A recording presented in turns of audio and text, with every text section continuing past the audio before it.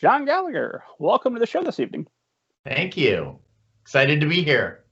Couldn't be more excited to talk to you. We've been talking a little bit before about our mutual fandom for all things comics and superheroes, and you're speaking my love language.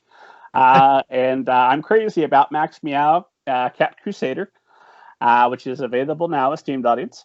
So probably the best place to start before we start talking about the book is if you would go ahead and give esteemed audience kind of an overview of your background.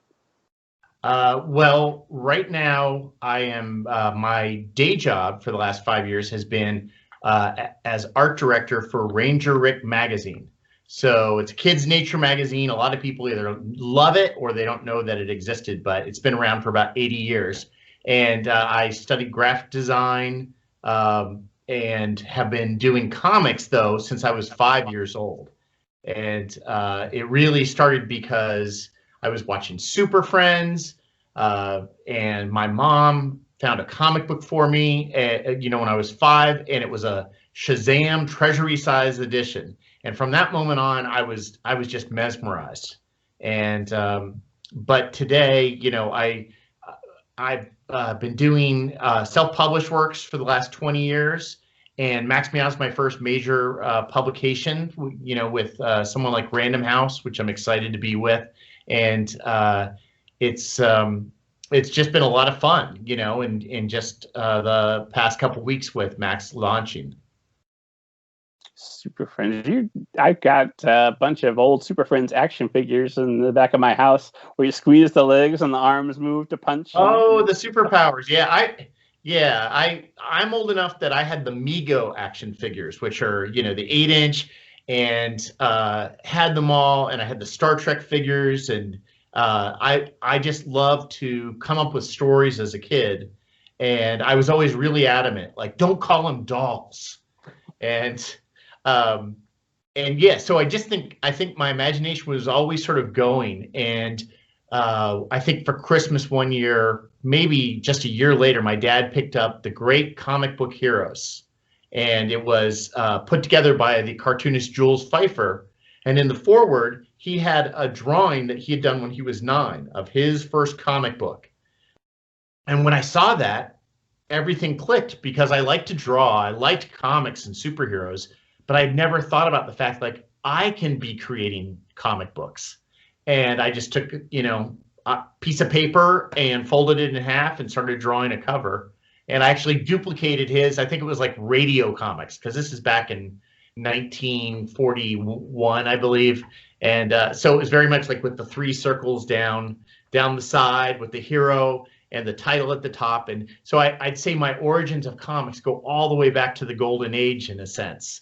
And, and then growing up, I'm so excited to see your Batman action figures behind you there, because Batman and Robin was really, one of those great influences for me. So if you go back, and this is for you as well, esteemed audience, if you go back on YouTube for maybe the first 50 episodes or so, I used to stand in front of the larger collection of Batman figures, and then somewhere in there it dawned on me, dummy, your show's about books. Get in front of books.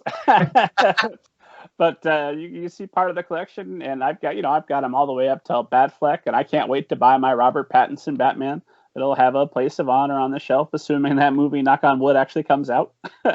Yeah, I know. Well, and for me, the obsession with Batman action figures was always the Bruce Wayne, one with a removable mask, which they had. So going all the way back, my dad purchased me I think he was coming back from the airport, and he bought me a Batman and a Robin, and Batman could take off his mask. And I don't know what it was about that just fascinated me. And so when, the Tim Burton Batman came out, it was the action figure with Michael Keaton as Bruce Wayne. And that's the one I always have to get. Whichever Batman it is, I've got to have the one where he transforms from Bruce Wayne to Batman. Yeah, that's the one with the little stick-like bat symbol on his chest, which I think is a bad outfit for Bruce Wayne to maintain a secret identity. Exactly. I've got him. I've got Val Kilmer.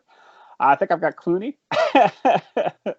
That's great. I've got all the Bruce Waynes with the removable heads. I've got a red hood someplace where you pop off the hood, and there's Joker.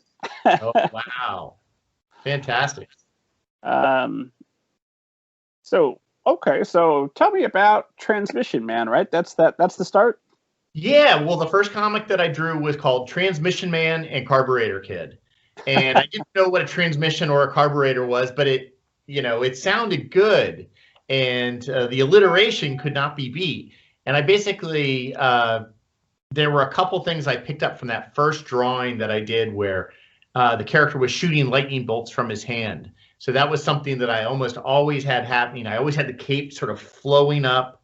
And what's funny is, just last year, my mom brought some papers down from when I was in school, and we actually found that very first comic drawing I ever did. And it was kind of funny to see because there's a part of me that can just remember drawing it for the first time. But Transmission Man was General John Johnson, and there was a transmission woman and a transmission baby. I don't know where Carburetor Kid, like where he fell into the family cycle there, if he was just the older brother or not. But it was, and I would draw little word balloons for my mom to fill in the words because I couldn't write yet. And that was the first time I learned write the words first, then add the word balloon, because, it's every kid's nightmare when they draw a word balloon and they can't fit all the words in. And then the words are going down the side of the panel. I've done that, yes. Yeah. I've taught after school classes, and I'm always trying to, explain to the kids, like, I was there, I know what it's like. You want to draw the picture first. But you got to leave like the top 25 or 30% of the panel for your words. Otherwise, people won't know. I mean, that's one of the trickiest things to learn, I think, as a young artist.